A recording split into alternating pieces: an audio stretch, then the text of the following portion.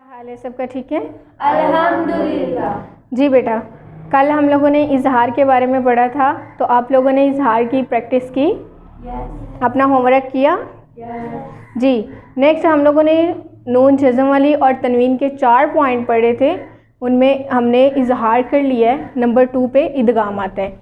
ये है इदगाम, इसकी आगे 2 शाखें होती हैं, इदगाम माल गुन्ना, इदगाम बिला गुन्ना। इदगाम की कितनी शाखें होती हैं? 2। कौन कौन सी? इदगाम माल गुन्ना, इदगाम बिला गुन्ना। बिला गुन्ना, ठीक है। ये क्या है? इदगाम की 2 शाखें। पहली शाख का नाम क्या है? इदगाम गुन्ना। और दूसरी का? इदगाम बिला गुन्ना। जी, दूसरी का इदगाम बिला गुन्ना।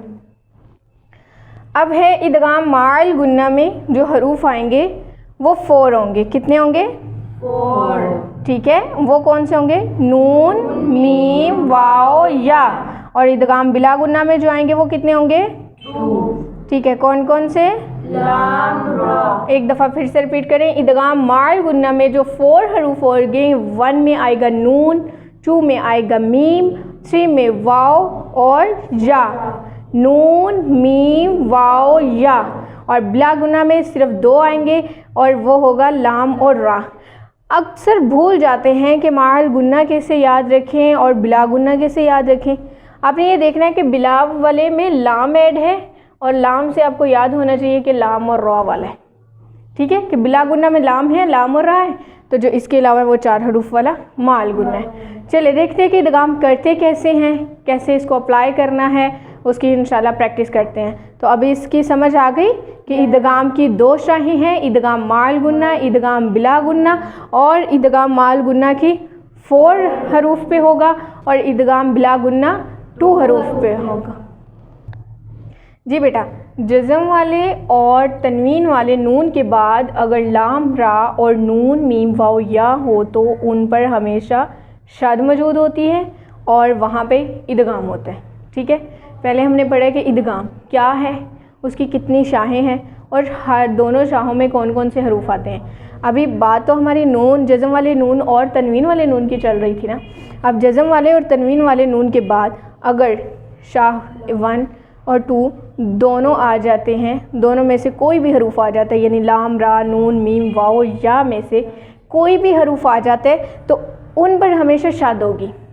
अगर देखें, रूल सीखने का ये मकसद है कि अगर वहाँ पे शद नहीं भी होती तो भी हम शद लगाएंगे, तो भी हम शद को जो है शद की तरह उसको मिलाएंगे और उस तरह से पढ़ेंगे। ठीक है, तो वहाँ पे क्या होगा? इदगाम होगा। यानी कि नून साकिन और जज़म के बाद जब इन 6 हरूफ में से कोई भी हरूफ आ जाता है तो वहाँ पे हम क्या करेंगे? इदगाम करेंगे। सिंपली वहाँ पे क्या करेंगे? इदगाम करेंगे। अब देखें कि इदगाम ये अलग अलग क्यों बताए गए, क्या इनको अदा करने में अलग अलग तरीके हैं। तो अभी हम ये सीखेंगे कि इसको अलग बताया गया और इनको अलग जब बताया है तो इसको अप्लाई कैसे करेंगे, कैसे इनको अदा करेंगे, कैसे पता चलेगा कि हाँ ये इदगाम है। ठीक है, यानी कि जज़म वाले नून और तनवीन वाले नून के बाद अगर ये 6 हरूफ आ जाते हैं तो हम क्या करेंगे? इदगाम करेंगे। अब किस तरह से इदगाम करना है हम वो सीखते हैं। जी बेटा, यहाँ पे है इदगाम माल गुन्ना, इदगाम बिला गुन्ना। जैसे कि हम लोगों ने पहले पढ़ा है कि इदगाम की 2 शाखें हैं। ठीक है, इदगाम माल गुन्ना में अभी आप लोग लिखवाएं ताकि मुझे पता चले कि आप लोग को समझ आ गया कि नहीं आ गया। कौन सा वर्ड आएगा पहले? नून, मीम, वाओ, या। गुड। अब इसका ये समझना है कि ये जब हरूफ आ जाएंगे नून साकिन, ठीक है, या नून तनवीन के बाद, ठीक है, अगर ये हरूफ आ जाएंगे तो वहाँ हम गुन्ना के साथ इसको अदा करेंगे। किसके साथ? गुन्ना के साथ। गुन्ना के साथ अदा करेंगे। ठीक है, अब है इसमें कौन से आएंगे? लाम, रा। ये हरूफ जब नून साकिन या तनवीन के बाद आने हैं तो इनको हम बगैर शाबाश बगैर गुन्ना के अदा करेंगे। ठीक है, अब इतना समझ आ गया ना कि इदगाम माल गुन्ना में नून मीम वाव या जब भी आएंगे तो इनको गुन्ना के साथ अदा करना है, यानी कि शद करते हुए नाक में आवाज़ को लेके जाना है। और लामरा जब आएगा तो फिर क्या करना है, बगैर गुन्ना इजहार करते हुए हमने चले जाना है। ठीक है, अब हम इसकी प्रैक्टिस करते हैं कि कैसे वर्ड में इसको अप्लाई करेंगे। जी बेटा, अभी हम इसमें से ढूंढेंगे भी कि माल गुन्ना और बिला गुन्ना कौन सा है, और पहले हम इसको अदा करना सीखेंगे। ठीक है, जैसे कि देखिए मिन नूरिन, मिन नूरिन, अब इसको ऐसे नहीं पढ़ के जा सकते मिन नूरिन।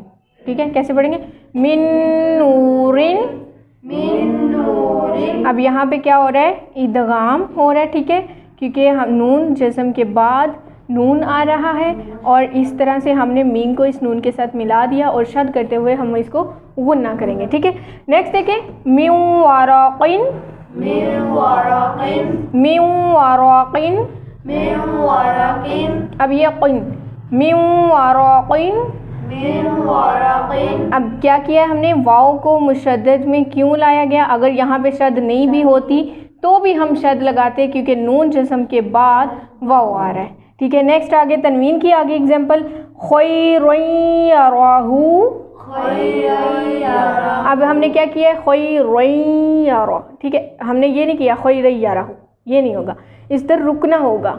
ठीक है, वो नाक में आवाज़ को लेके जाना होगा, खैरन यराहू, खैरन यराहू। इसी तरह देखें लामरा में यकुल्लहू, यकुल्लहू। यहाँ पे हम अब रुक नहीं सकते क्योंकि बिला गुन्ना में क्या था कि बग़ैर गुन्ना के इसको अदा करना है, तो यहाँ पे हम रुक नहीं सकते। नून जज़म के बाद लाम आ गया, लाम यानी कि बिला गुन्ना हो गया। अब बिला गुन्ना में हम गुन्ना नहीं कर सकते, लेकिन हम इस पर शद ज़रूर करेंगे। यकुल्लहू, यकुल्लहू, हू को ज़्यादा लंबा नहीं करना, सॉरी ये पेश है, यकुल्लहू। यकुल्लहू। इसी तरह मिर रहिमा, मिर रहिमा, यहाँ पे भी हम मिर रहिमा नहीं कर सकते, क्या करेंगे, मिर रहिमा।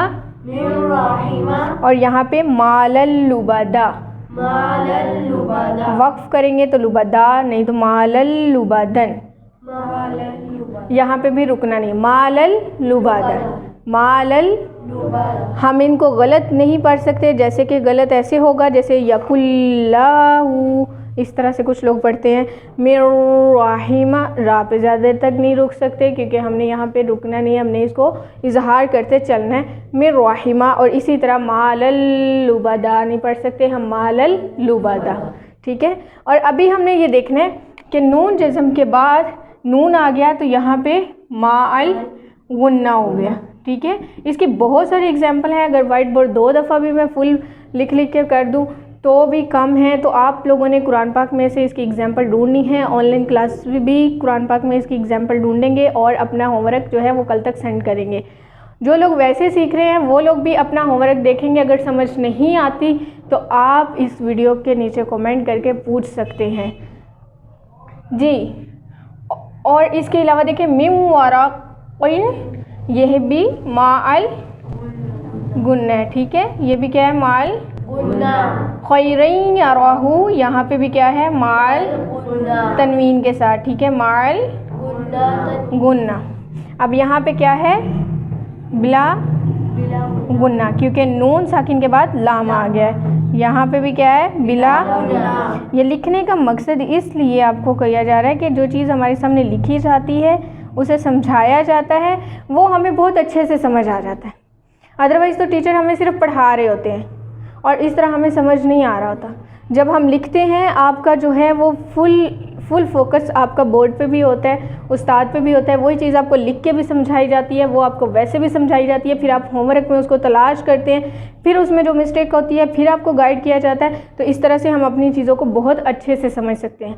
इंशाल्लाह इसकी तब ज़्यादा फ़ायदा होगा जब हम कुरान पाक को साथ साथ शुरू करेंगे।